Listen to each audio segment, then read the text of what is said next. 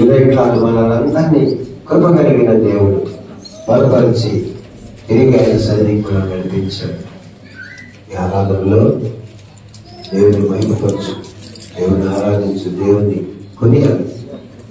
మన జీవితాంతా కూడా ఎన్నో కష్టాలు, ఎన్నో సమస్యలు, ఎన్నో శోధనలు, అవి ఎప్పటికీ తీరదు.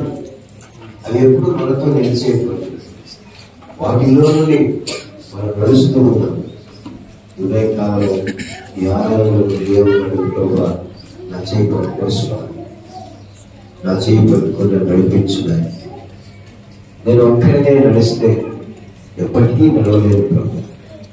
ఎందుకంటే నా ఎదుట ఉన్న శోధన, నా ఎదుట ఉన్న కష్టము, నా ఎదుట ఉన్న ఈ ఆపద ఎప్పటికీ నేను దాటలేనటువంటి విశ్వాసం.